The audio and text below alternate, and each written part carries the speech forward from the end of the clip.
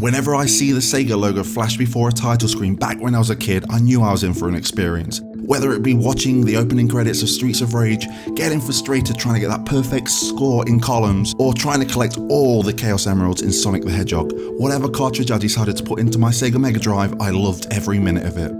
Flash forward to 2018 and those fond memories plus more are all in SEGA Mega Drive Classics. You'll have over 50 of SEGA Classics in this collection, and if you, like me, grew up with SEGA, a lot of these gems will give you goosebumps, bring back some awesome memories and nostalgia. With this being a collection, we need to look at the games included, how they play, and what extras SEGA has added. Straight off the bat, after a very awesome opening movie, you'll be thrown into a very 90s bedroom. Some players who have played SEGA Mega Drive games on Steam will recognise this from the hub update from a couple of years ago. This is that, plus more. You'll have your library of games. Majority of these are from 2009's Ultimate Mega Drive collection, though much more needed classics have been added such as Alien Soldier, Gunstar Heroes, Revenge of Shinobi and the Toe Jam and Earl games, which really adds how great of a collection this is. Unfortunately, the Echo games, Sonic 3, Sonic and Knuckles are not included in this collection, and that may be a deal breaker for some people, as these are Sega's best titles. Though upon examining the PSN store, it states that there will be additional content that can be purchased, so maybe they're saving the big guns for future DLC.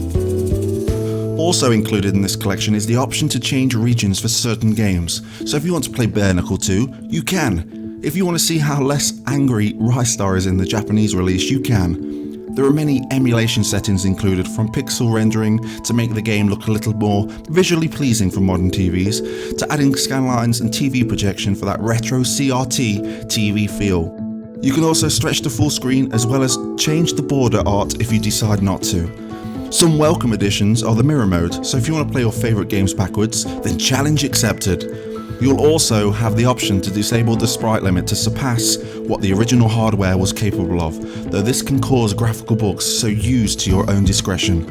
When it comes to the actual emulation of the games, everything runs and sounds exactly as it would on an original Mega Drive console. Something that has not been carried over from the Steam Classics hub is the ability to play mods. It's a shame that it's not in, though it's not really needed.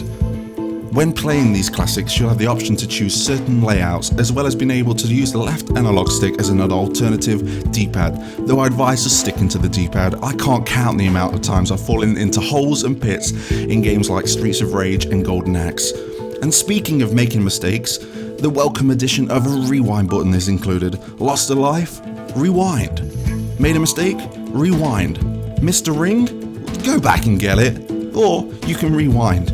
This is a great feature for those slip-ups and new players playing these classics for the first time. Along with the rewind button, there is a fast forward button for skipping cutscenes, or if you know a level to the T. Save states are also a thing. Hold down in game on the right analog stick, and in an instant you've saved the game. Hold up and you can load it right back up. Obviously, the collection comes with a good selection of trophies and achievements to grind through for completionists, and urging you to have a go on games that maybe you haven't played through, or playing a slightly different tactic than you would usually do. In addition to trophies, there are in-game challenges which will really put your SEGA skills to the test. Choose your challenge and it will throw you straight into it with a nice little countdown to prepare yourself. But don't think about relying on save states, the fast forward button and the rewind button. These are disabled, which is welcome and gives you more pride in completing a challenge. As of the time making this review, I have not come across any unlockables or hidden games, though this may change once the game is released. More welcome features to the collection are online features. Leaderboards are a nice addition to see who's the best at your friends and around the world. And speaking of around the world, you can now play multiplayer online with selected classics through invites or a matchmaking system, which really brings in new ways of playing and experiencing these old classics. My time playing SEGA Mega Drive Classics was a good one.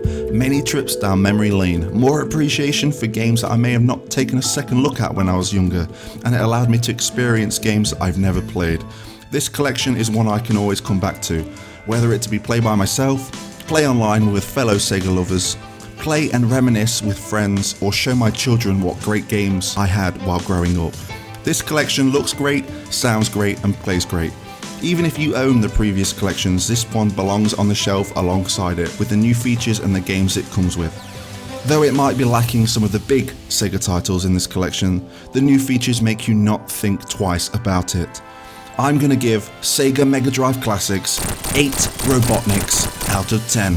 You can pick up SEGA Mega Drive Classics on Tuesday the 29th of May.